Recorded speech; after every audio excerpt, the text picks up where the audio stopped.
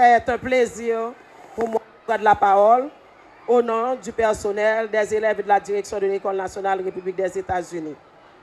Merci de choisir l'école pour lancer le programme de cantine scolaire. Ça représente beaucoup pour nous parce que l'École nationale République des États-Unis, c'est comme un prototype de la coopération internationale entre différents pays et Haïti. Donc l'école a été reconstruite après le tremblement de terre par la coopération suisse. L'UNICEF cette année a construit 4 nouvelles salles de classe et a refait la cafétéria. Le PAM nous donne les produits pour l'alimentation des enfants. Le ministère de l'Éducation nationale, donc c'est un exemple parfait de la coopération qui devrait exister dans tout pays. Donc merci d'être là, merci de choisir l'école, merci d'aider nos enfants. La cantine scolaire, la cafétéria des écoles, c'est un lieu de socialisation par excellence. Les enfants se rencontrent, les enfants partagent entre eux. Donc c'est un plaisir de les voir manger ou ne pas manger. Parce que ceux qui ne veulent pas, et parfois il y a des produits qu'ils n'aiment pas, ils partagent avec les autres qui en ont plus besoin. Donc c'est un lieu de socialisation par excellence. Sans compter, en tant qu'éducatrice, on sait toute la différence qui est faite quand les enfants mangent le plat chaud à l'école et quand ils n'en trouvent pas. Parce que beaucoup d'entre eux, en venant le matin, ils passent par la cuisine pour voir est-ce que ça va marcher aujourd'hui. Donc c'est important pour eux, au nom de ces enfants, au nom des enfants qui vont bénéficier du programme de cantine scolaire. Et j'aimerais que ça s'étende à travers le pays. Je suis quand même privilégiée parce que les enfants ici ont commencé à manger depuis le premier jour de classe, depuis le 1er octobre. Donc, mais j'aimerais que tous les enfants d'Haïti aient accès à ce plat chaud.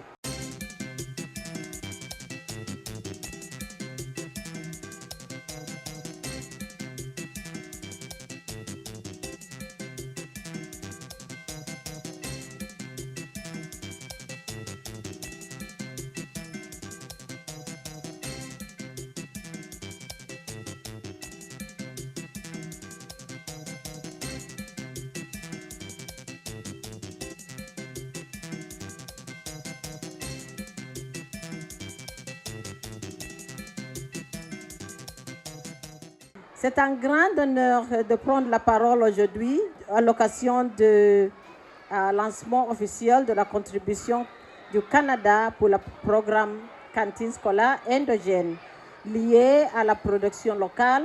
C'est ça qu'on appelle Homegrown School Feeding.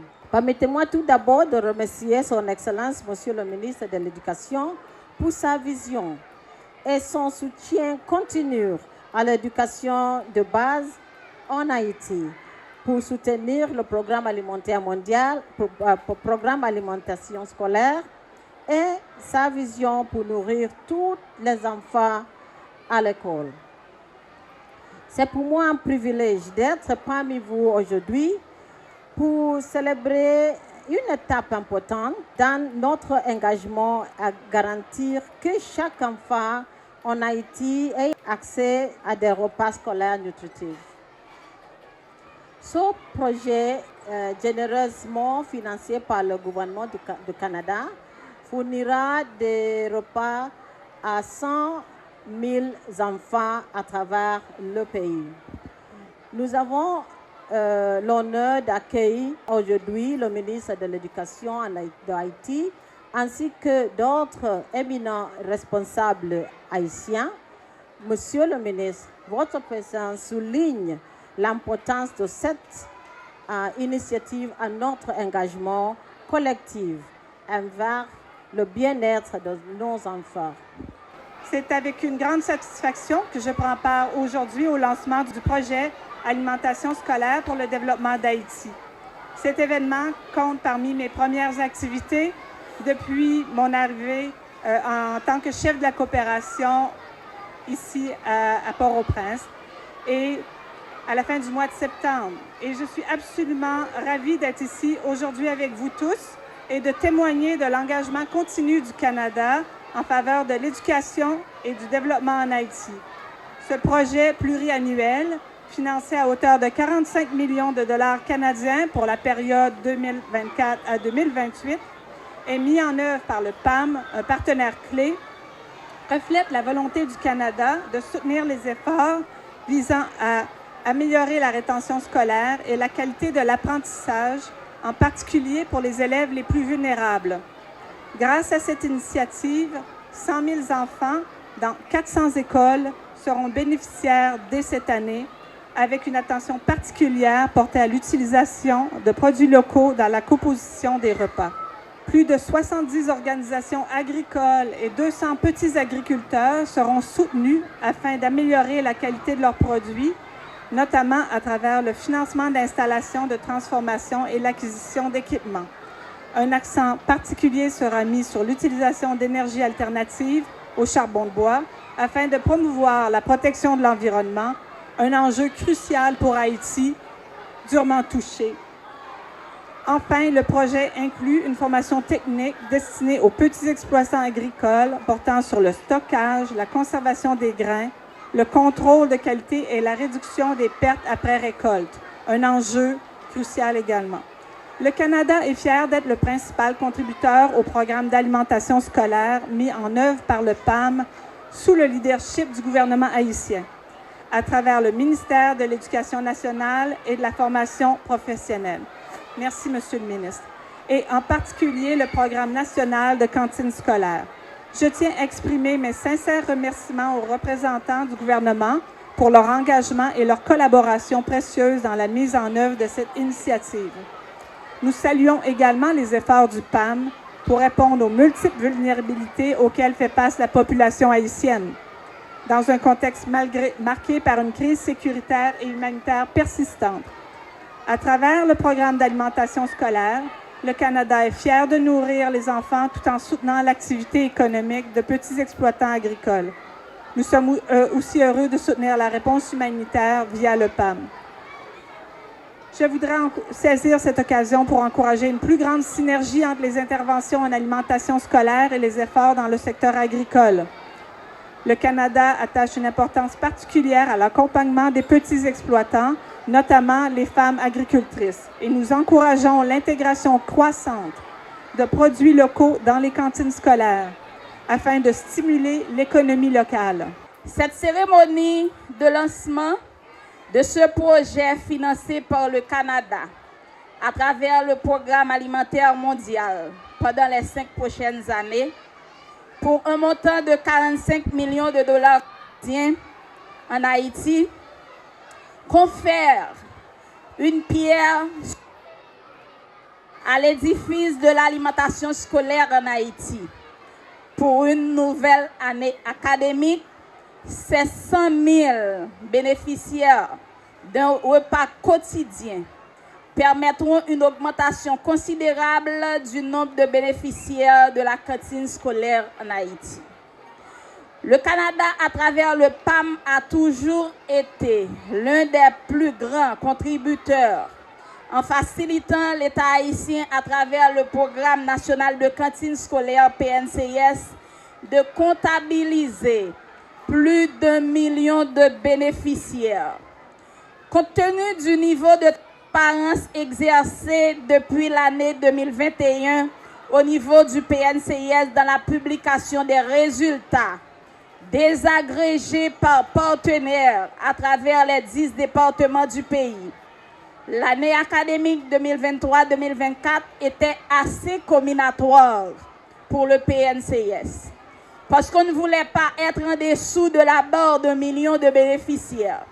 Je dois vous annoncer avec délectation que malgré les grandes difficultés sociales, politiques et sécuritaires, et qu'en raison des efforts conjugués de toutes les parties prenantes avec le support du MEF, le PNCS a dans son compteur pour l'année académique 2023-2024 plus d'1 200 000 apprenants qui ont pu bénéficier d'un plat chaud au niveau de 4 200 écoles sur le territoire national. Sachez qu'à travers la rencontre trimestrielle de la table sectorielle de l'alimentation scolaire, nous continuons à promouvoir la synchronisation des actions, à vous accompagner pour l'atteinte des résultats escomptés au profit de nos apprenants. Le lancement de ce projet en Haïti, c'est un lancement unique. Dans la région d'Amérique latine et les Caraïbes, il y a 85 millions d'élèves qui reçoivent de l'alimentation scolaire chaque jour. Mais il y a très peu qui reçoivent l'alimentation scolaire qui est produite nationalement, localement. Mais Haïti, il se présente comme les pays pilotes, comme les pays qui vraiment veulent lancer que l'alimentation scolaire soit produite 100% localement par vos producteurs locaux, les femmes et les hommes qui travaillent dans les chemins et dans les endroits qui sont très éloignés des écoles, mais qu'ils arrivent à les faire et les envoyer aux écoles.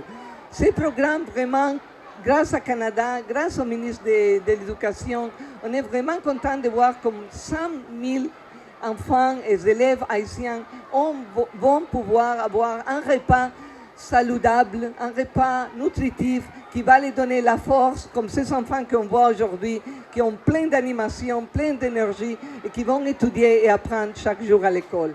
Un enfant qui va à l'école et qui a l'estomac vide, il ne peut pas apprendre.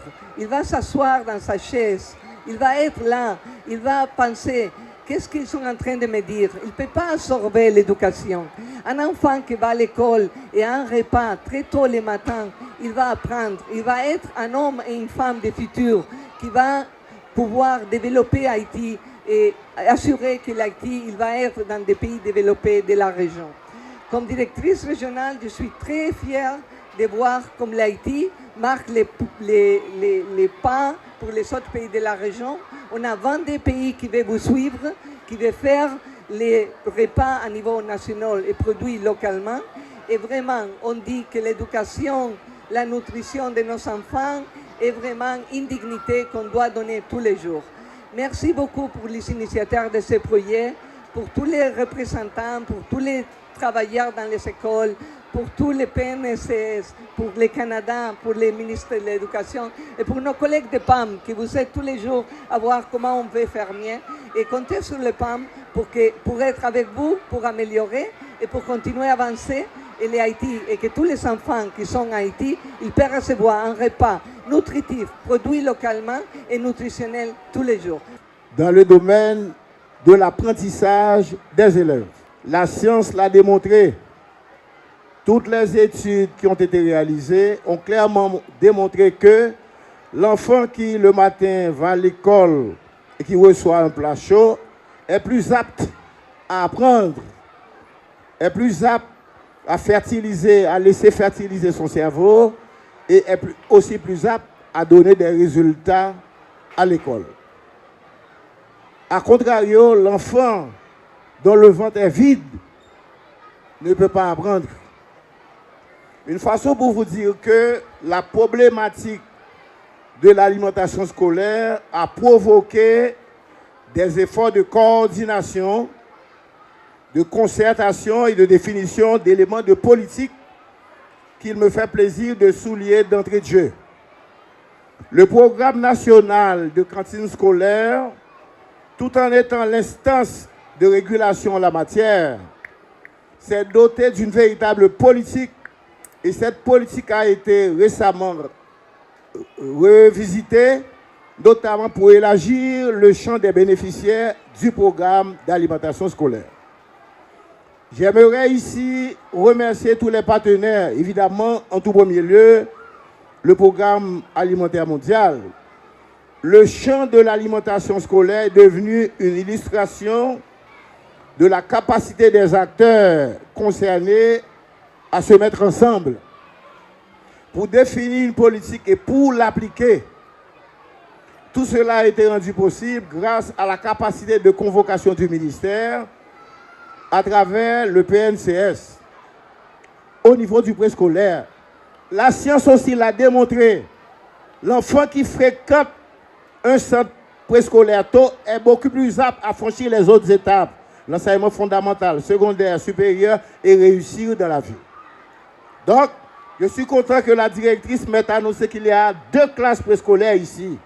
Je suis content qu'elle soit assise à côté du directeur départemental pour nous rassurer que le centre, les classes sont bien équipées, qu'il y a toboggan dans la cour pour que les élèves puissent jouer, puissent se réaliser, puissent faire des exercices, développer leur talent artistique, leur talent, savoir chanter, savoir... Vous voyez, je suis particulièrement touché par l'extension du préscolaire au programme de l'alimentation scolaire.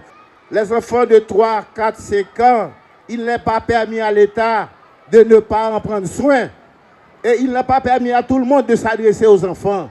Il faudrait que ceux-là qui dirigent les centres préscolaires aient la formation pour, qu'il y ait des inspecteurs qualifiés, et que les enfants puissent se développer dans un climat apaisant qui annonce l'avenir. Parce que les enfants qui ont aujourd'hui 3 ans, 4 ans, 5 ans, ils auront 25 ans dans 20 ans. Et c'est là qu'il nous faut aller. Haïti n'a pas le choix, il faut aller là.